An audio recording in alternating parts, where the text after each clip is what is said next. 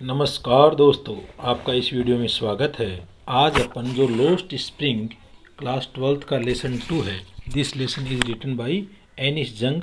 और इस लेसन के अंदर एनिस जंग है वो अपनी इंडिया की दो अलग अलग इंडिया, एक तो पुअर इंडिया और एक प्रोस्परस इंडिया, इन दोनों के बीच में मतलब एक जो डिफरेंस है उसका चित्रण करती है। तो उसके जो थिंकिंग एज यू रीड के क्वेश्चन है उनको अपन पहले एक्सप्लेन करते हैं। What is Sahib looking for in the garbage dumps.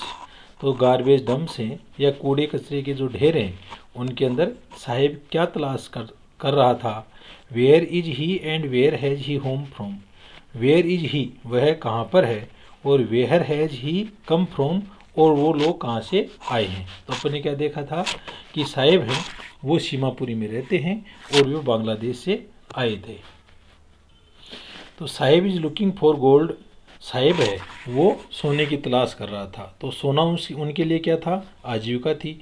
और in other words something valuable in the garbage dumps, और कुछ जो अन्य चीज़ें हैं वैल्यूएबल इन गार्बेज डम्प्स, और कोई अन्य कीमती चीज़ें उस कचरे के ढेर के अंदर। He is at Seemapuri in the neighbourhood of the author, और वो वर्तमान समय के अंदर सीमापुरी के अंदर थे जो लेखिका है उसके पड़ोस में था।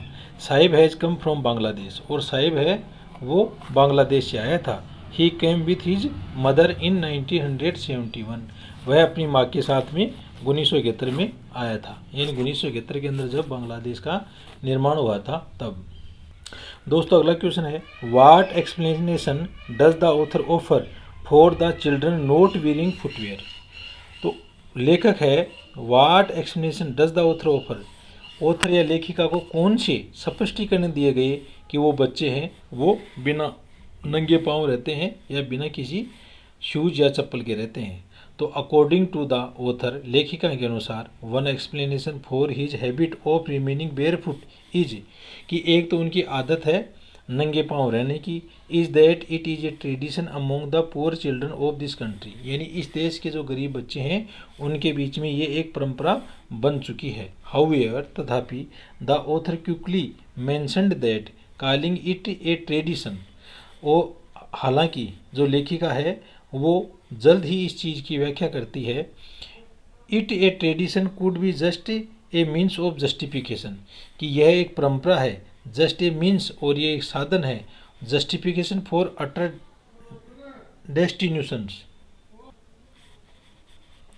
फिर अगला अपना question, is Sahib happy working at the tea stall explain, क्या टी स्टॉल के ऊपर काम करके साहिब खुश था क्या। तो अपन ने क्या देखा कि जो साहिब है उसकी चेहरे की हवाइयाँ हैं वो स्टॉल का नाम लेते ही उड़ गई, यानी वह अपने खुद के काम से ज़्यादा खुश था।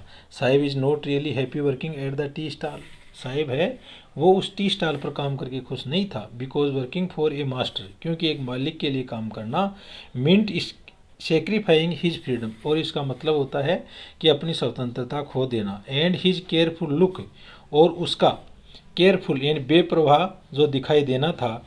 इवन दो, यहाँ तक कि because working for a master meant sacrificing his freedom, और किसी मालिक के लिए काम करना अपनी स्वतंत्रता को खोना है। एंड हिज केयरफुल लुक, और उसका बेपरवाह देखना। इवन दो, हालांकि, the job at the tea stall pay him 800 rupees, जो टी स्टॉल के ऊपर काम करने के लिए उसको 800 रुपये दिए जा रहे हैं। एंड ऑल हिज मील्स, उसका खाना, he seems less contented than before, लेकिन वह पहले से कम संतुष्ट दिखाई देता है, यानी उसका स्वयं का काम था उसमें ज़्यादा संतुष्ट था। तो दोस्तों अब आज अपन इसका पार्ट 3 वो स्टार्ट करते हैं, और इससे पहले आपको पार्ट 1 और पार्ट 2 है उसका एक्सप्लेनेशन देखना है तो आप डिस्क्रिप्शन में जा कर के उसका लिंक दिया हुआ है, तो आप पहले पार्ट 1 और पार्ट 2 है उसको अवश्य सुने। अपन शुरू करते हैं। इट इज़ हिज कर्म, यह उनका कर्म है। तो अपन क्या पढ़ रहे थे कि जो लोस्ट स्प्रिंग यानी खोया हुआ बसंत या खोया हुआ बचपन, तो ये जो लेसन है इसको लिखने वाली है एनिस जंग, और उसने सीमापुरी के अंदर या भारत के जो गरीब शहर हैं जहाँ पर जो लोग बहुत कठिन कार्य करते हैं और वो अपने जीवन की मूलभूत आवश्यकताओं को भी प्राप्त नहीं कर पाते हैं, उनका विस्तृत वर्णन है वो इस लेसन के अंदर किया गया है। इट इज़ हिज कर्म, यह है उनका कर्म है, हिज डेस्टिनी, उनकी तकदीर है। से मुकेश ग्रैंड मदर, मुकेश है उसकी दादी कहती है, who has watched her own husband go blind with the dust from polishing the glass of bangles. तो हु हैज़ वाच्ड, वह देख चुकी है, हैज़ वाच्ड यानी कौन सा टेंस है यहाँ पर, प्रेजेंट परफेक्ट। तो वह देख चुकी है अपने स्वयं के पति को जो अंधा हो गया, with the dust from polishing the glass of bangles, कांच की जो चूड़ियाँ हैं उनके पॉलिश करने से जो डस्ट या धूल उठती है उससे उसका हस्बैंड है वो अंधा हो गया।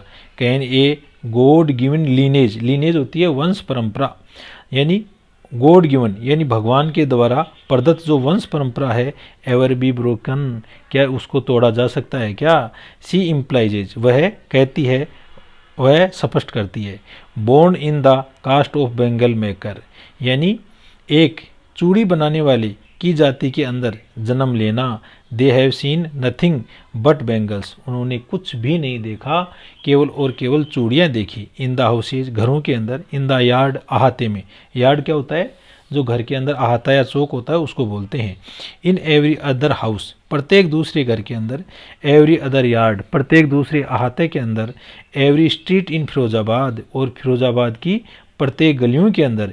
स्प्रिल्स, स्प्रिल्स होती हैं कुंडलियाँ जिनके ऊपर चूड़ियाँ बनाई जाती हैं ना, उनकी स्प्रिल्स ऑफ बेंगल्स यानी चूड़ी बनाने की कुंडलियाँ। सन्नी गोल्ड, सुनहरी, सन्नी यानी सुनहरी कलर की। पैडी ग्रीन, हरे धान की तरह हरी। रॉयल ब्लू, शाही नीली। पिंक गुलाबी। पर्पल बैंगनी। Every colour born out of the 7 colours of the rainbow, rainbow इंद्रधनुष को बोलते हैं। और इंद्रधनुष के जो 7 रंग हैं उनसे बनने वाले सभी रंगों की चूड़ियाँ वहाँ पर थी। लाई इन द माउंट्स, माउंट्स ढेर को बोलते हैं, जो ढेरों में पड़ी हुई थी। इन अनकैप्ड यार्ड्स, अनकैप्ड यानी अस्त व्यस्त, यार्ड यानी अहाते में। Are piled on 4 wheeled hand carts, और इनको पाइल्ड ऑन यानी ढेर लगा देना। 4 व्हील्ड 4 पहियों वाली हाथ गाड़ी से, यानी हाथ से चलने वाला जो ठेला होता है 4 पहियों का, उसके अंदर उनकी क्या करते, ढेर लगा देते। पुश्ड बाई यंग मैन, और उनको जवान जो व्यक्ति है वो धक्का देता। अलोंग द नैरो लेन्स, उन सकड़ी गलियों में। Of the scenty town, scenty यानी बदबूदार, उस बदबूदार कस्बे के अंदर। एंड इन डार्क हटमेंट्स, और उन काली हटमेंट्स यानी झोपड़ियों के अंदर। Next two lines of flames, जहाँ पर लाइन्स ऑफ फ्लेम्स ऑफ फिल्करिंग, फिल्करिंग होता है टिमटिमाना, ऑयल लैम्प्स, और जहाँ पर ऑयल लैम्प्स यानी तेल से जलने वाली जो लैंप है ना, उनकी बत्ती, उनकी फ्लेम्स, उनकी ज्वालाएं हैं वो टिमकती हैं, ऐसी दिखाई देती हैं। Sit boys and girls with their fathers and mothers, और वहाँ पर लड़के और लड़कियाँ हैं वो अपने माता पिता के साथ में बैठ जाते हैं। Welding pieces of coloured glass से, और वो वेल्ड यानी पिघला करके जोड़ना, तो ग्लास यानी कांच के जो छोटे छोटे टुकड़े हैं उनको वो जोड़ते। Into circles of bangles, circles यानी गोलाई के अंदर, चूड़ियों की गोलाई में। Their eyes are more adjusted, उनकी आंखें हैं वो ज़्यादा समायोजित होती। टू द डार्क, अंधेरे में। Than to the light outside, यानी बाहर की लाइट की बजाय, रोशनी की बजाय। दैट इज वाई, और यही कारण था, दैट इज वाई यानी यही कारण था। They often end up losing their eyesight, इसी कारण से वो लोग अपनी आंखों की रोशनी खो देते। Before they become adult, adult वयस्क को बोलते हैं, तो वयस्क होने से पहले वो अपनी आंखों की रोशनी है वो खो देते हैं। तो ऐसा हाल फिरोजाबाद के हर घर का, हर गली का था। सविता, यहाँ पर एक नया करेक्टर आता है सविता। पहला कौन था, साहिब ए आलम। दूसरा कौन था, मुकेश। तीसरा सविता ए यंग गर्ल, एक जवान लड़की। इन ए ड्रेब, ड्रेब पोशाक को बोलते हैं, ड्रेब यानी ढकना। पिंक ड्रेसेज, जो गुलाबी जो पोशाक से ढकी हुई थी। सीट से along side an elderly women, वह एक बड़ी औरत के बगल में बैठी हुई थी। सोल्डरिंग पीसेज ऑफ ग्लास, और वह कांच के जो टुकड़े हैं उनको जोड़ रही थी। As her hands move mechanically, और उसके हाथ हैं वो यंत्रवत चल रहे थे, like the tongs of machine, जैसे किसी मशीन के टंग या चिमटे चल रहे हों। आई वंडर, मेरे को आश्चर्य हुआ। If she know the sanctity of the bangles, यदि उनको सेंटिटी क्या होता है, पवित्रता, यदि इसको इन चूड़ियों की पवित्रता का मालूम हो। सी हेल्प्स मेक, जिनको बनाने में वह सहायता करती है।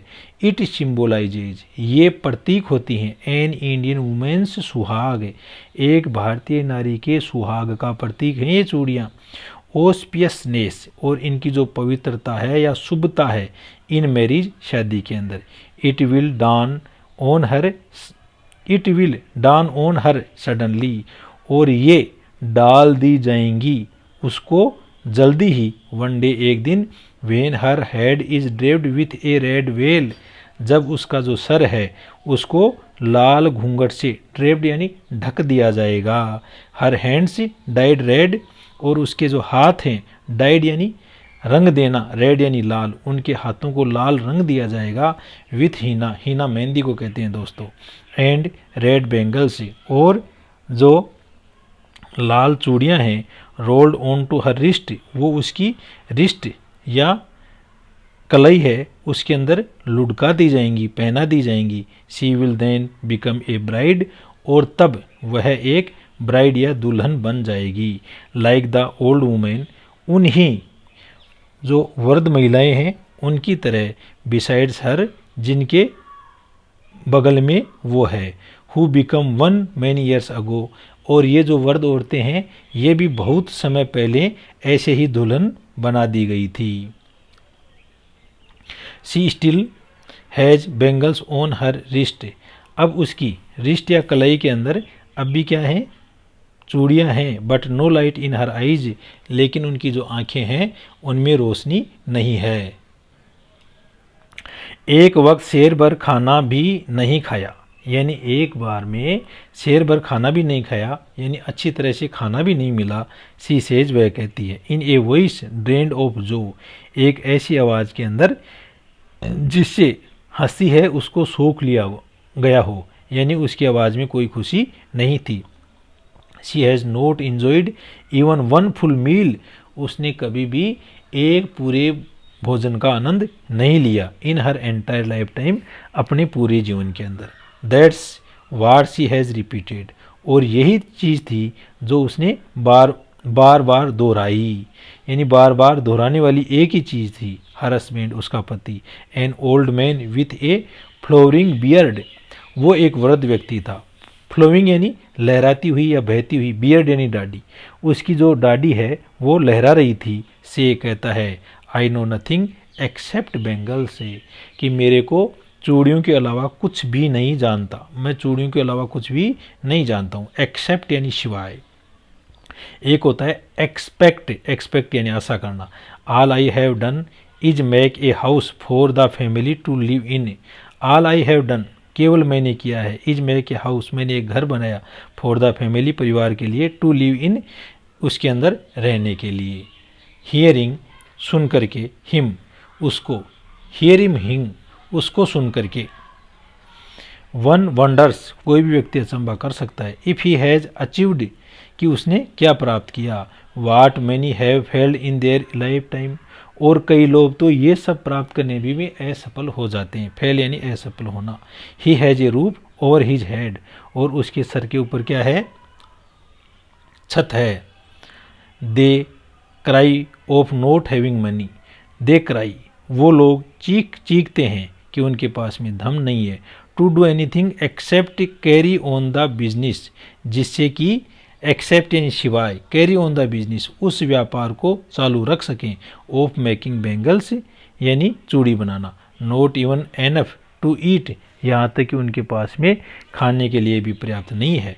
Ring in every home, rings in every home, प्रत्येक जो घर है उसमें रिंग्स हैं, कुंडलियाँ हैं। The young man echo the lament of their elders, और प्रत्येक जो जवान व्यक्ति है वो उनके जो बड़े हैं ना वैसा ही इको यानी गूंजता है। लेमेंट यानी पश्चाताप, यानी हर व्यक्ति के अंदर अपने जो अग्रज है उसी का पश्चाताप है। Little has mood with time, कुछ लोग हैं हैज़ मूड चले गए विथ टाइम समय से, कई लोग वहाँ से समय से चले गए। इट सिम्स ऐसा प्रतीत होता है इन फिरोजाबाद कि फिरोजाबाद के अंदर years of mind numbing toil, mind numbing यानी दिमाग को स्तब्ध करने वाला, दिमाग को ब्लॉक करने वाला, टॉयल यानी hard work, have killed all initiative, वह प्रत्येक इनिटेटिव यानी शुरुआत को मार देता है, and the ability to dream, और यहाँ तक कि सपना लेने की जो क्षमता है उसको भी ख़त्म कर देता है। Why not organise yourself, आप लोग अपने आप में संगठित क्यों नहीं होते हो, इनटू ए कोऑपरेटिव, आप एक कोऑपरेटिव यानी सहकारी रूप में आप संगठित हो जाएं। I ask A group of young man, मैंने जवान व्यक्तियों के एक समूह से पूछा, who have fallen into the vicious circle, जो गिर चुका था, विशियस यानी गंदा, सर्किल यानी चक्र, ऑफ मिडिल मैन, वह मध्यम, जो मध्यम लोग हैं उनके कुचक्कर के अंदर पड़ चुका था। हु ट्रेप्ड देयर फादर्स, उन्हीं लोगों ने, उनके माता पिता है उनको फंसाया था, एंड फॉर फादर्स, और उनके दादा दादियों को। Even if we get organise, और यदि हम लोग ऑर्गेनाइज हो जाएं, संगठित हो जाएं, वी आर द वंस, तो हम वो होंगे, who will be hauled up by the police, तो हमें हाल्ड अप यानी लॉकअप में डाल दिया जाएगा पुलिस के द्वारा। बिटन एंड ड्रैग्ड टू जेल, हमें पीटा जाएगा और जेल में डाल दिया जाएगा। ड्रैग्ड यानी घसीट करके डालना। फॉर डूइंग, करने के लिए, समथिंग इलीगल यानी कोई अवैध काम किया है उसके जुर्म में हमें अंदर डाल दिया जाएगा। दे से वो कहते हैं, there is no leader among them, हमारे बीच में कोई नेता नहीं है। No one who could help them, और कोई अन्य भी नहीं है जो हमारी सहायता कर सके। हेल्प देम, सहायता कर सके। सी थिंग्स डिफरेंटली, और चीज़ों को अलग तरह से देख सके। Their fathers are as tired as they are, और उनके माता पिता इतने थके हुए हैं जितने वे हैं। दे टॉक एंडलेसली, और वे अंतहीन रूप से बात करते हैं। इन ए स्प्राइल, एक घुमावदार रूप से। That moves from poverty to apathy, जो गरीबी से निराशा में जाती है। To greed and to injustice, और फिर लालच, और लालच से फिर अन्याय की तरफ वो बातें चली जाती हैं। लिसनिंग टू देम, उनको सुन करके। आई सी टू डिस्टिंक्ट वर्ड, मैंने दो अलग अलग संसार देखे। वन ऑफ द फैमिली, एक तो ऐसा परिवार। काट इन ए वेब ऑफ पुअर्टी, जो वेब जाल को बोलते हैं, जो गरीबी के जाल के अंदर पकड़ा गया। बर्डन्ड बाय द स्टिग्मा, स्टिग्मा कलंक को बोलते हैं, और वो स्टिग्मा इन कलंक ऑफ कास्ट, जिसके ऊपर जातिवाद का कलंक हो। इन विच, जहाँ पर दे आर बॉर्न, जहाँ पर उनका जन्म हुआ है। The other A vicious circle of the साहूकार, और दूसरा जो कुचक्र है वो साहूकार का है, धन उधार देने वालों का है। द मिडिल मैन, मध्यस्थ लोगों का। द पुलिस मैन, पुलिस का। द कीपर्स ऑफ लॉ, और कानून के रखवालों का। The bureaucrats and the politicians, और इसके साथ में ही नौकरशाह और राजनीतिक लोगों का भी। टुगेदर, साथ साथ में। They have impose the baggage, impose यानी थोप देना, और वो लोग थोप देते हैं। बगेज, बगेज यानी बोझा। ऑन द चाइल्ड, बच्चों के ऊपर। That he can not put down, और उनको, उस बोझा को वो लोग नीचे नहीं डाल पाते हैं। बिफोर ही इज अवेयर, और हम, वह जागरूक होता है उससे पहले। He accept it as naturally as his father, तो वह इस सिस्टम को, इट किसके लिए है, इस तंत्र के बारे में आया है, तो वह इसको स्वीकार कर लेता है नेचुरली, यानी बिल्कुल प्राकृतिक रूप से, स्वाभाविक रूप से, जैसे कि उसने पिता ने स्वीकार किया था। टू डू एनीथिंग एल्स, और कुछ अन्य करना। वुड मीन ए डेयर, इसका मतलब था कि एक ऐसा साहस करना। एंड डेयरिंग, और ऐसा साहस। Is not part of his growing up, और ऐसा साहस है वो उनके बढ़ते रहने का हिस्सा नहीं है। When I scenes A flash of it in Mukesh, और जब मैंने ऐसा ही करने का साहस है वो मुकेश के अंदर दिखाई दिया। आई एम चीयर्ड, तो मैं खुश हुई। I want to be a motor mechanic, मैं एक मिस्त्री बनना चाहता हूँ। ही रिपीट्स, वह दोहराता है। He will go to a garage, वह एक गैरेज के अंदर या वाहन रखने की जगह पर जाएगा, एंड लर्न और सीखेगा, but the garage is long way from his home, लेकिन जो गैरेज है वो उसके घर से काफ़ी दूर है। आई विल वॉक, मैं चलूँगा। ही इंसिस्ट, वह जोर देता है। Do you also dream of flying a plane, क्या डू यू आल्सो ड्रीम, क्या आप सपना लेते हो क्या, ओ फ्लाइंग ए प्लेन, कि आप एक हवाई जहाज़ उड़ाओगे। ही इज़ सडनली साइलेंट, तो ऐसा सुन करके वो अचानक चुप हो जाता है। नो नहीं, ही से वह कहता है। स्टेयरिंग एट द ग्राउंड, ज़मीन की ओर घूर करके देखते हुए, स्टेयरिंग यानी घूर के देखना, गेज्ड, गेजिंग कह दो चाहे स्टेयरिंग कह दो। इन हिज स्मॉल मर्मर, और धीरे धीरे फुसफुसाते हुए, देयर इज एन एम्ब्रेसमेंट, वहाँ पर एक परेशानी थी। That has not yet turned into regret, जो अभी तक पश्चाताप में नहीं बदली थी। ही इज कंटेंट, वह संतुष्ट था। टू ड्रीम्स, सपना लेने का, ऑफ कार्स, कार चलाने का। That he sees hurtling down, और वह देखता था, the streets of his town, अपने कस्बे की उन गलियों को। Few aeroplanes fly over Firozabad, और कुछ एरोप्लेन या कुछ हवाई जहाज हैं वो फिरोजाबाद से उड़ रहे थे। तो दोस्तों, इसके साथ में ये अपना जो पार्ट 3 है वो कंप्लीट होता है। वीडियो को अंत तक देखने के लिए आपको बहुत बहुत धन्यवाद, और एक नए वीडियो के साथ में आपके साथ में फिर मिलेंगे। Thank you very much.